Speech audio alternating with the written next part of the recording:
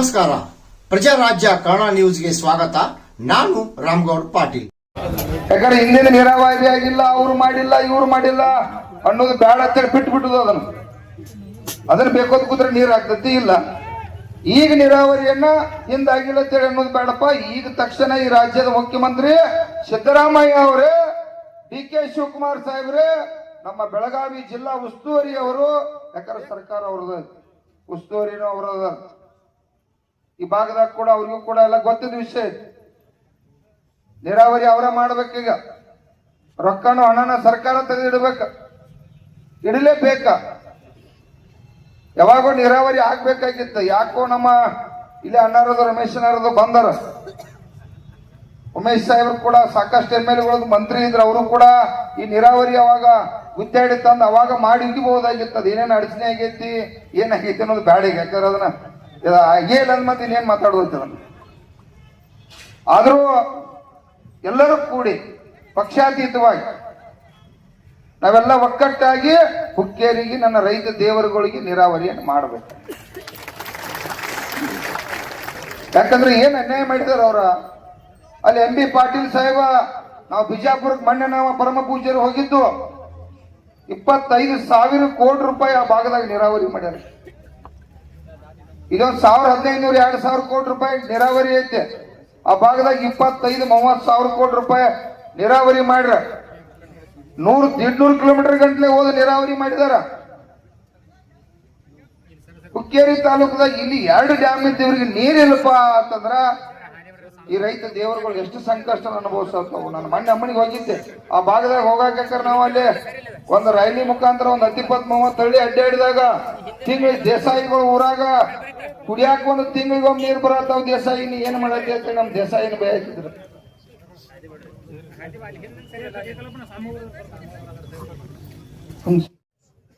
ಒಂದು ಶಿರೂರು ಮತ್ತು ಇಳಕಲ್ ಜಲಾಶಯ, 3 ನದಿಗಳು ಇರ್ತಕ್ಕಂತ ಈ ಹುಕ್ಕೇರಿ ತಾಲೂಕ.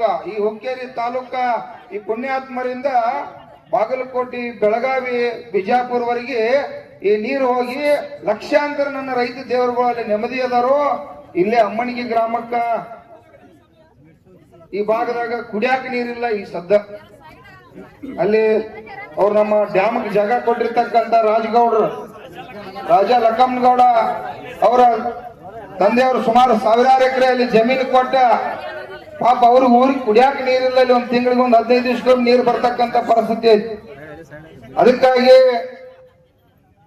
ಕರ್ನಾಟಕ ರಾಜ್ಯ ರೈತ ಸಂಘ, ನಮ್ಮೆಲ್ಲ ಮುಖಂಡರು, ಎಲ್ಲ ರೈತ ಪರ ಸಂಘಟನೆಗಳು ಏನ ಚಿಂತನೆ ಮಾಡಿರಪ್ಪ ಅಂದ್ರೆ, ಇಲ್ಲ ಅಧ್ಯಕ್ಷರು ನಮಗೆ ನೀರಾವರಿ ಆಗ್ಬೇಕು. ಯಾಕಂತಂದ್ರ ಇಲ್ಲಿ 2 ಡ್ಯಾಮ್ ಇದ್ದ, ಇಲ್ಲಿ ಬರೀ 20-30 ಕಿಲೋಮೀಟರ್ದಾಗ ನಮ್ಮೆಲ್ಲ ಜಮೀನ್ ಇದ್ದ ನೀರಾವರಿ ಆಗಿಲ್ಲ. ಇವತ್ತು ಕುಡಿಯಾಕಿಲ್ಲ, ಎಲ್ಲಾ ಸಮಸ್ಯೆ ಆಗದತ್ತಿ. ನೀರಾವರಿ ಆಗ್ಲೇಬೇಕನ್ನಂದ್ರೆ ಅವರ ಪರಮ ಪೂಜ್ಯರನ್ನ ಸ್ವಾಗತಿಸಬೇಕಾಗಿ ತಮ್ಮಲ್ಲಿ ವಿನಂತಿ.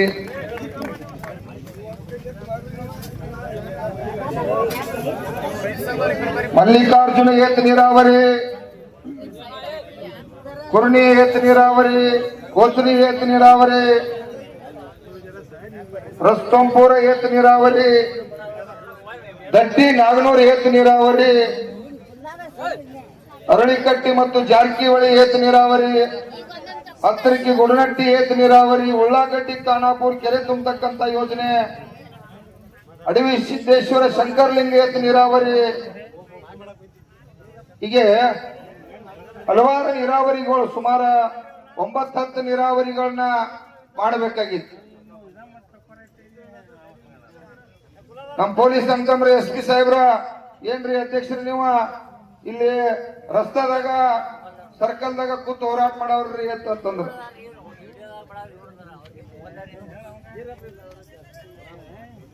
ಪೊಲೀಸ್ ಸಾಹೇಬ್ರಿಗೆ ನಾ ರಿಕ್ವೆಸ್ಟ್ ಮಾಡ್ಕೊಂಡು, ಸರ್ ನಮ್ಮಲ್ಲಿ ಹುಕ್ಕೇರಿ ತಾಲೂಕು 60 ವರ್ಷ ಅಂತ ನೀರಾವರಿ ಆಗಿಲ್ಲ. ಮತ್ ನಾವೆಲ್ಲರೂ ಒಂದು ಸ್ಟೇಜ್ ಬಡದು ಬಂದ್ರ ಈ ಜಿಲ್ಲಾ ಉಸ್ತುವಾರಿ ಅವ್ರನ್ನ ಯಾರು ಕರ್ಕೊಂಬರವ್ರು, DK ಶಿವಕುಮಾರ್ನ ಯಾರು ಕರ್ಕೊಂಬರವ್ರು, ಮುಖ್ಯಮಂತ್ರಿನ ಯಾರು ಕರ್ಕೊಂಬರವ್ರ. ಮತ್ ನೀವು ಬರೀ ತಿಂಗಳಾಂಟ್ಲೆ ಕುಣಿಸಿ ಬಿಟ್ರೆ ಹೆಂಗ್ರಿ? ನೀವೇನಾರು ಮಾಡಿ ಅವ್ರನ್ನ ಕರ್ಕೊಂಬಂದ ಹುಕ್ಕೇರಿ ತಾಲೂಕಿಗೆ ಅವರ ಬಜೆಟ್ ಇಷ್ಟು ತೆಗ್ತಪ್ಪ, ನೀರಾವರಿ ಇಷ್ಟು ದಿನದಾಗ ಮಾಡ್ತು ಅಂತೇಳಿ ಅವ್ರ ಕಟ್ಟಿವಾದ ಭರವಸೆ ಕೊಟ್ರಪ್ಪ ಅಂದ್ರ ನಾವು 1 ದಿನದಾಗ ಗೆದ್ದು ಹೋಗ್ತು ಅಂತ ಹೇಳುವಂತ ವಿಚಾರ ಕೂಡ ಅವ್ರಿಗೆ ಹೇಳಿದ್ವಿ.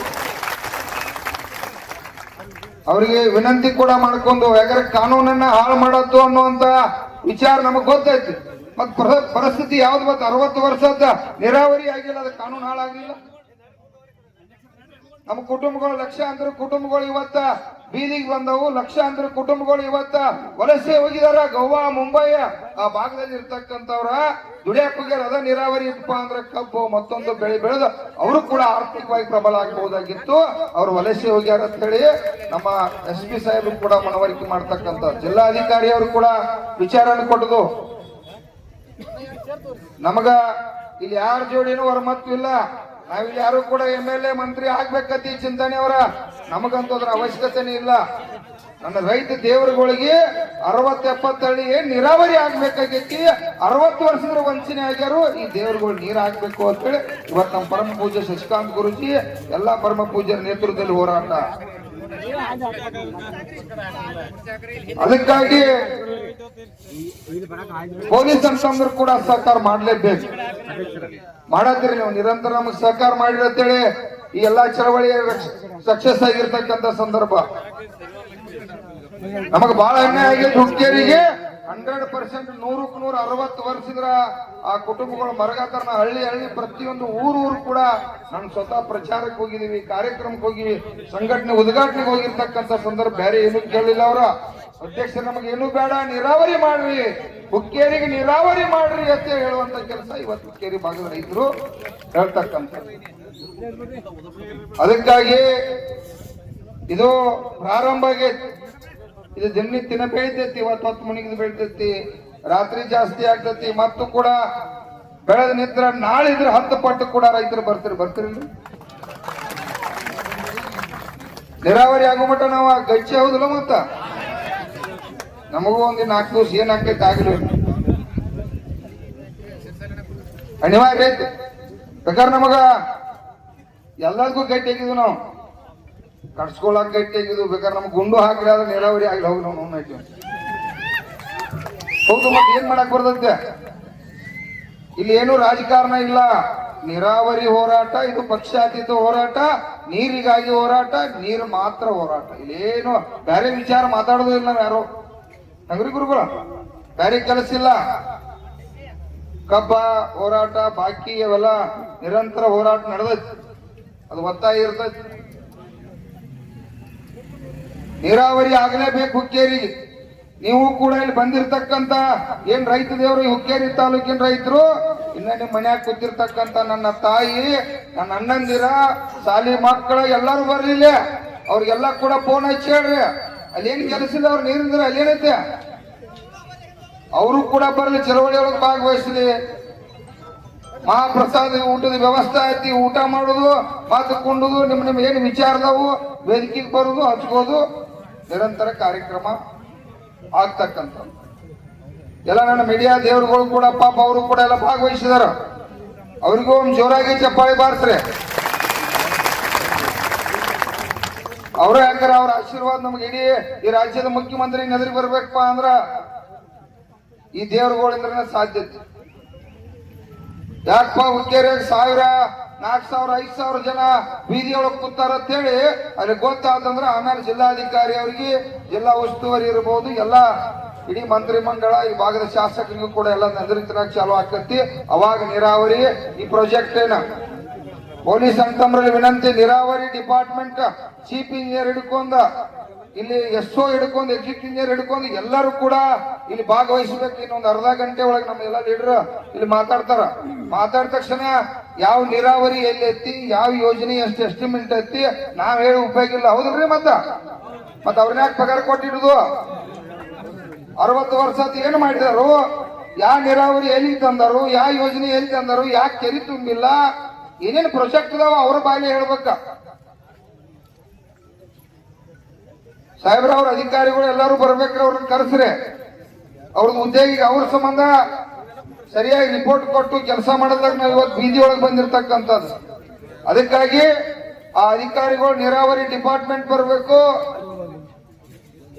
ಅವ್ರು ಬಂದ ಏನ್ ಆಗೈತಿ ಯೋಜನೆ ಅನ್ನುವಂಥದ್ದನ್ನು ಗಂಭೀರವಾಗಿ ಹೇಳಿ ನಂತರ ಆಮೇಲೆ DK ಶಿವಕುಮಾರ್ ಸಾಹೇಬ್ ಕೂಡ ಬರ್ಬಾದ್ರೆ ನೀರಾವರಿ ಮಂತ್ರಿ ಅವ್ರದಾರ, ಅವ್ರ ಬರ್ಲಿ, ಏನ್ ಬಿಡಿ ಐತೆ ಆ ಪುಣ್ಯಾತ್ಮ ಇಲ್ಲಿದ್ರದ ಈ ಧಾರವಾಡಕ್ಕೆ ನೀರು ಓದ್ತಾನ ಅವ. ಧಾರವಾಡ ಹುಬ್ಬಳ್ಳಿ ಕೈಗಾರಿಕೆಗೆ ನೀರು ಓದ್ತಾನ ಆ ಪುಣ್ಯಾತ್ಮ. ಅವಂಗೇನು ಬುದ್ಧಿ ಹಾಕಲ್ಲ ಇಲ್ಲ. ಅವ ಈ ಕುಡ್ಯಾಕ ನೀರು ಸಂಬಂಧ ಡಿಸಿ ಕಡೆ ಅಲ್ಲಿ ಇಲ್ಲಿ ಜಗಳಾಡಿ ಕುಡ್ಯಾಕಿಲ್ಲ, ಜಾನುವಾರುಗಳಿಗಿಲ್ಲ ನೀರ್ ಅಂತೇಳಿ ಹೊಡೆದಾಡಿ ಬಿಡಿಸ್ಕೋತು. ಇಲ್ಲಿಂದ 200 ಕಿಲೋಮೀಟರ್ ಹುಕ್ಕೇರಿಗೆ ಇಲ್ಲಿ 60 ಹಳ್ಳಿಗೆ ಅದರ ರೊಕ್ಕ ಹಾಕಿದ್ರೆ 1500 ಕೋಟಿ ರೂಪಾಯಿದಾಗ ನೀರಾವರಿ ಆಗ್ತದೆ. ಅದನ್ನ ತಕ್ಷಣ ಡಿ ಕೆ ಶಿವಕುಮಾರ್ ಸಾಹೇಬ್ ಬಂದ್ ಮಾಡ್ಬೇಕ. ಇಲ್ಲ ಅಂದ್ರೆ ಅದನ್ನ ಬಂದ್ ನಾವು ಅಡ್ಡಿಗಿತಕ್ಕಂತ ಕಾರ್ಯಕ್ರಮ ಮಾಡ್ಬೇಕಾಗ್ತದೆ. ಏನ ಈ ಡ್ಯಾಮ್ ನಿಮ್ಮ ಅಪ್ಪಂದಲ್ಲ, ನನ್ನ ಹುಕ್ಕೇರಿ ತಾಲೂಕು ರೈತ ದೇವರುಗಳು ಸಾವಿರಾರು ಎಕರೆ ಜಮೀನನ್ನು ಕಳ್ಕೊಂಡ ಇಲ್ಲಿ ಬೀದಿ ಒಳಗ್ ಕೂತಾರ ನೀರಿಲ್ಲ ಅಂತೇಳಿ. ಈ ಪುಣ್ಯಾತ್ಮರಿಗೆ ನೀರು ಮಾಡಲ್ಲ. ಅಲ್ಲಿ ಕೈಗಾರಿಕೆಗೆ ಏನ್ ಮಾಡುತ್ತ ಬಂದ? ನಮ್ಮ ಬದುಕು ಕೈಗಾರಿಕೆ ಆಗ್ಬೇಕಾಗೈತಿ, ನಮ್ಮ ಬದುಕು ಕಮರ್ಷಿಯಲ್ ಆಗ್ಬೇಕಾಗೈತಿ. ಅಲ್ಲಿ ಅಷ್ಟ ಸಾವಿರಾರು ಕೋಟಿ ರೂಪಾಯಿ ಹಣ ತಿಂದ ಕೈಗಾರಿಕೆ ಪುಣ್ಯಾತ್ಮ ಕೊಡ್ತಾನೆ ಗೊತ್ತಾಗುವ. ಅದೇನ್ ಬಿಡುನ್ರ, ಬಂದ್ ಮಾಡುನ್ರ. ಬರ್ತೈತೆ ಅದಕ್ಕೆ ಕಾಲ. ಅದಕ್ಕೆ ಬಾಗಲಕೋಟೆ, ಬೆಳಗಾವ ಇಡೀ